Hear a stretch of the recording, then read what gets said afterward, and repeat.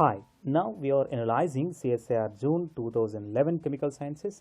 Just look at the given problems. According to crystal field theory, nickel plus 2 can have two unpaired electrons in octahedral, square plane or tetrahedral, both octahedral and tetrahedral geometries. Okay, we know that in nickel plus 2, 8 electrons present in its d orbital. In the absence of ligand field effect, the d orbital of nickel is simply considered as degenerate d orbital. Okay, right. In the presence of ligand field, the degenerate d orbital splits into different energy levels based on the approach of ligands. Okay, for example, if we consider octahedral geometry around nickel plus 2, the degenerate d orbital of nickel splits into T2g ground state and EG excited state. Okay, and in T2g we know that we have 3 suborbitals, and in EG we have 2 suborbitals, and each suborbital can fill maximum filled with 2 electrons. Okay, right. So here we have 8 electrons. In T2g we can see 6 electrons, and in EG we can see 2 electrons. Okay, here the 2 electrons in EG level are unpaired because we have 2 unpaired electrons in 2 suborbitals of that nickel plus 2 octahedral complex. And if you go for tetrahedral geometry, here EG is ground state and T2g is excited state. Okay, just fill the electrons according to Hund's rule, and you can see that here we have 2 unpaired electrons in T2g.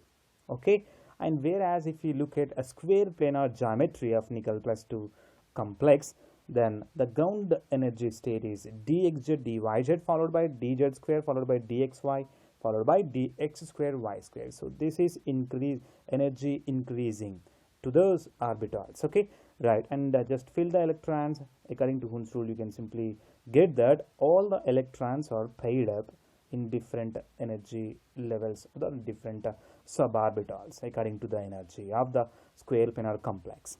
Okay, and now by just observing this, you can say that octahedral, tetrahedral geometries of nickel plus 2 having 2 unpaired electrons. Okay, next question we have given with 2 nickel complexes with the first one with cyanide, second one with chlorine as ligands. Okay, both diamagnetic, both paramagnetic, dia and paramagnetic, and fourth one is antiferromagnetic and diamagnetic. Okay, yeah. Now so just try to check the nickel oxidation state here in the first complex.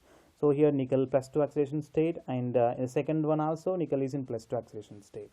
Now here, due to the effect of nitrile or cyanide ligand, we know that cyanide is a strong ligand according to spectrochemical series. Okay, whenever strong ligand is present, then what is just happening? Simply these 2 electrons are simply paired up. Okay, that means the electron moves into other suborbital to make it pair. Okay, and that's why we can see that means 0 unpaired electrons. Okay, so whenever 0 unpaired electrons are there, it is simply diamagnetic in nature, right? And if you look at this, nickel tetrachloride. In nickel tetrachloride, chlorine is a weak field ligand.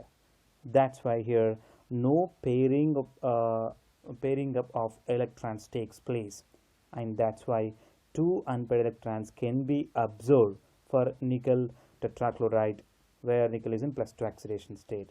So whenever unpaired electrons are present, it is simply paramagnetic in nature. Okay, that's why here due to the effect of ligands, here the first complex is diamagnetic due to absence of unpaired electrons, and second one is paramagnetic due to presence of 2 unpaired electrons. Okay, right. And next question, which of the following spectroscopic technique will be useful to distinguish between MSC and MNCS binding modes? Okay, simply if you look at the first one, whereas thionitrile. Okay, so in the thionitrile you can observe that C triple bond N, that means nitrile.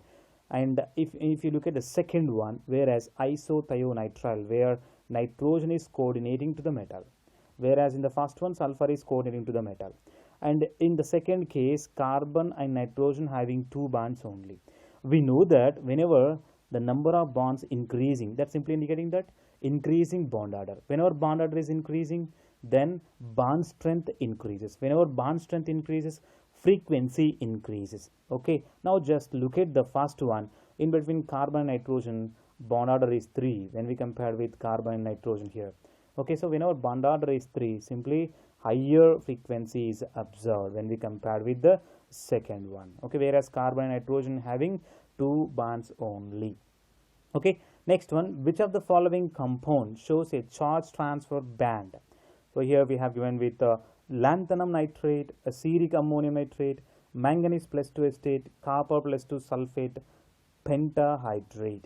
And if you look at the second, ceric ammonium nitrate, whereas nitrate is a bidentate ligand, here we have given with 6 nitrate ligands, so 6 into 2, 12.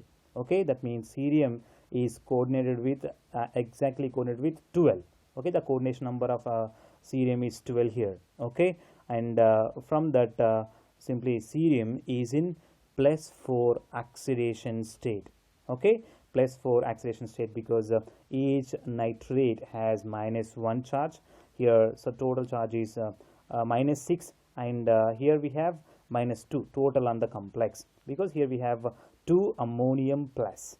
Okay, so from that we can simply say that cerium is in +4 oxidation state, and whenever we see higher oxidation state on central atom or here a central element, then what is happening? Ligand to metal charge transfer is possible. Okay, ligand to metal charge transfer is possible, and here that's why ceric ammonium nitrate, due to the presence of highest oxidation state +4 on cerium, there is a possibility of charge transfer band. Okay, right. Next one, among SF4, BF4 minus, xenon tetrafluoride and ICl4 minus, the number of species having 2 lone pairs of electrons on the central atom according to Vesper theories. Okay, so we can use this method always. That is on, we need to look for the central atom, that is sulfur, and it is having 6 valency electrons, and in those 6, 4 valency electrons are making sigma bonds with 4 fluorines, and here we have 2 electrons which are free. That's why we consider it as a 1 lone pair electron. Okay, so that's why, and just check this abbreviation sp3d. Okay, and sp3d here, sp3d with 1 lone pair electron. Okay, so just like by just using that, we can simply say that BF4 having 0 lone pairs, and xenon tetrafluoride 2 lone pairs, and ICl4 minus 2 lone pairs. Okay, so the question is the 2 lone pair electrons containing central atom. So in that case, xenon tetrafluoride and ICl4 minus are having 2 lone pair of electrons. Okay, right. Next one, the false statement for a polarographic measurement procedure is O2 is removed, dropping mercury electrode is working electrode, ID is directly proportional to the concentration of electroactive species, residual current is made 0 by adding supporting electrolyte. Okay, right, and just concentrate on polarographic measurement because we are getting frequent questions on polarographic measurements. Okay, yeah. Now O2 must be removed because it gives its own polarigram, so due to it can produce H2O2 and water molecules. Okay, that's why O2 must be removed in polarographic techniques. Next one, DME. Okay, so dropping mercury electrode is working as working electrode in polarography. Okay, and here ID is directly proportional to the concentration. And the fourth statement, that is residual current need not to be made 0 here in polarography. That's why fourth one is the correct answer for the given problem. Okay, next one, the ligand system present in vitamin B12 is simply choline, whereas choline contains a metal cobalt +3. Okay, which one of the following exhibits a rotational spectra? So here first we need to know the selection rule, that is for rotational spectra dipole moment must not be equal to 0. Okay, and if you look at all the 4 species which are given here, carbon monoxide has a dipole moment not equal to 0, but whereas here H2, N2 and CO2 both are all of them have dipole moment equal to 0. These two are homonuclear, and here is the presence of center of symmetry in carbon dioxide. That's why all of them have dipole moment equal to 0, whereas a heterodiatomic molecule CO doesn't have dipole moment as 0. Okay, so that's why here third option is the correct answer.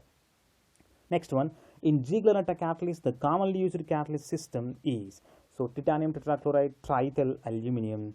So this catalyst mixture is used in Ziegler-Natta catalysis. Next one, oxidation occur very easily in case of, so just try to check the total valence electron count on each of the complex. Here we have given, right, which are given here, and in that case the second one where you can count 19 electrons. Okay, we know that each NETA5 C5 H5 contribute 5 electrons, and here cobalt contribute simply 9 electrons. Okay, so here we have 2 NETA5 C5 H5, that means total of 10 electrons, plus from that cobalt 9 electrons, total 19 electrons. We know that a complex is stable whenever it has 18 electrons, okay, and which is following 8 electron rule. That's why, so it is ready to lose 1 electron. That means oxidation occur very easily in the second one to make it stable by just getting 18 electrons. Okay, just try to check all other three complexes. Okay, right. Next one, complex in which organic ligand is having only sigma bond with metal is. If you look at the first one, that is tungsten complex, where tungsten is coordinating with carbon directly. That means you can see here simply the sigma bond only present in that complex. Okay, that's why the first one is the correct answer. If you look at second one, third one, and fourth one, in second one, pi bond interactions are possible from that NETA5 C5 H5, and pi bond interactions possible from the benzene rings or benzene ligands. And if you look at the third one, whereas C2H4, here we have ethylene is connected with platinum here. Okay, that means simply G salt. Okay, so this is the structure of G salt, and where the pi interaction is there with the central metal. So the first one is the correct answer. And next one, in the molecules H2O NH3 CH4, bond angles are same, hybridization same, bond distance are same, shapes are same. Now look at bond angles of water 104.5, and ammonia 107 degrees, and here methane 109.5 degrees, and shapes water bent, ammonia pyramidal, and for methane tetrahedral, and hybridization is same, sp3 and sp3 for all H2O NH3 CH4, whereas bond length is decreasing from OH to NH, increasing from OH to NH and NH to CH, because just think that the whenever electronegativity of one of the atom is more, then bond, that means in bond interaction with other bonding atom is more. That's why here oxygen, hydrogen have less or the small bond length when we compare with NH and when we compare with carbon, hydrogen, because the electronegativity from oxygen to nitrogen to carbon decreasing. Okay, right. Next one, the correct order of stability of difluorides is, so here so correct order, to give the correct order we need to look at the CF2, in which fluorine, okay, so fluorine with a lone pair of electrons on it, and it is ready to back donate to that carbon. Okay, so that's why here is a formation of a double bond like interaction between carbon and fluorine, and here you can see the resonance stabilization. That means the charge stabilization can be observed. So that's why CF2 has the greatest stability when we compare with silicon difluoride followed by germanium difluoride. Okay, so second order is the correct one for a given problem. Okay, next one, the number of possible isomers for ruthenium complex, whereas we have given with bipyridine as a ligand and 2 chlorines. Okay, right, and bipyridines here, so we have two possible geometries, trans and cis. Okay, so this is trans, only transform, one transform can be observed, whereas if you look at the cis form, you can observe that those two cis forms are mirror image. They are enantiomers. Okay, so two enantiomers and one transform. So total 3 possible isomers can be observed for given ruthenium complex. Okay, next one, the species neon 19 and carbon 14 emit a positron and beta particle respectively. The resulting species formed are, so first one is from that neon nuclei, one positron is emitting. So positron expressed like this. Okay, so whenever positron is emitting, it is giving, that means simply the atomic number increased by 1. Whenever one positron emitted, atomic number increased by 1 on the nuclei. That's why here F9 here one atomic number is decreased by decreased from that nuclei, so we can get F9 19. Okay, right. So plus 1 means it is taking up one atomic number, right? Okay, and next one here C16 C614 by the emission of beta particle. So this is beta particle, so -1, that means whenever beta particle emitted by the nuclei, one atomic number increases. Okay, so N714. So just remember that whenever nuclei emit positron, one atomic number decreases. Whenever nuclei emit beta particle, one atomic number increases. Okay, just keep these points in your mind. And next one, cis and trans complexes of the type platinum A2X2 are distinguished by simply Kurnikov test. So where thiourea used as reagent, cisplatin can use 4-thiourea and produce deep yellow colored complex. Okay, whereas transplatin uses only 2 equivalents of thiourea and the product is colorless. Okay, so cisplatin and transplatins are simply observed or differentiated by just using Kurnikov test. Okay, next one, the term symbol of molecule with electronic configuration. Just observe the electronic configuration here. Okay, right, and we need to give the term symbol for it. Just remember that always we need to look at the valence electronic configuration to give a term symbol. Okay, so here we have 1 pi u1 and 1 pi u1 as a valence electron shell, whereas first thing we need to find lambda. So for the first one, pi is equal to 1 and here pi is equal to 1. Now the total angular momentum, that is tailless lambda, is equal to, so simply we can use all lambda minus lambda to lambda plus lambdas. Okay, so for that for those two expressions we can get 1 and 0. Okay, the tailless lambda may be 1 or 0. So here if it is 0, that is indicating sigma. If it is pi, if it is 1, that is indicating pi term. Okay, now come to spin. So the first one, which is having 1 electron, and second one is also having 1 electron. So total for spin here, half and half, just take the sum of them, we can get 1. So total spin is 1 for the given electronic configuration. Now just substitute that in multiplicity. So 2 into s plus 1, we can get 3. Okay, right. Now, so we need to look at ungarrayed and ungarrayed subscripts. So whenever ungarrayed and ungarrayed, it result garrayed. Okay, right. And just remember that sigma is garrayed, pi is ungarrayed, pi star is garrayed, and sigma star is ungarrayed. Okay, and in that case ungarrayed and ungarrayed result garrayed. Okay, next one, a reflection under plane containing nuclei, that is minus into plus produces minus, and just remember that the minus plus indicated as a superscript on only sigma term symbol. Okay, so the minus and plus representations are not there for higher term symbols like pi, delta, okay, pi, delta, and more other, so that is other pi and tau. Okay, right. And in that case here, how we are getting minus and plus? As we said, reflection under plane containing nuclei.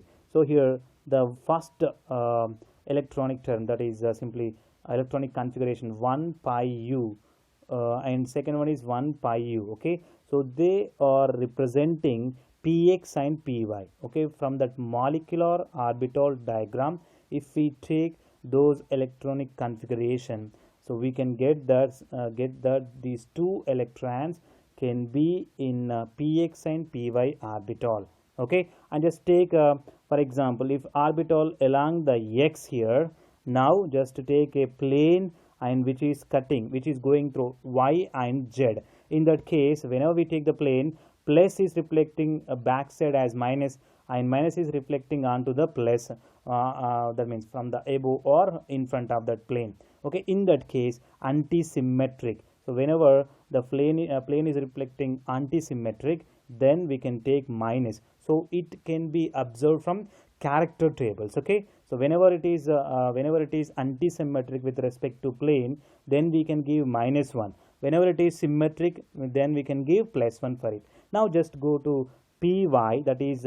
orbital, p orbital along the y axis, and already we need to take the same plane through the y and z. And if we take that plane, what is happening? Plane is going through the two lobes of the p orbital which is on the y axis. That's why here above and below of the plane you can see only plus and minus. Okay, that's why here it is symmetric. That's why here we can take +1. So minus into plus simply result minus here for the given electronic configuration. So here on the sigma, that means on the term symbol we are representing minus. Okay, the total term symbol is sigma grade and 3 minus. Okay, just observe it. Okay, right. Next one, a process is carried out at constant volume and constant entropy. It will be spontaneous if. Okay, so here we know that from the second law of thermodynamic, delta S is greater than Q by T.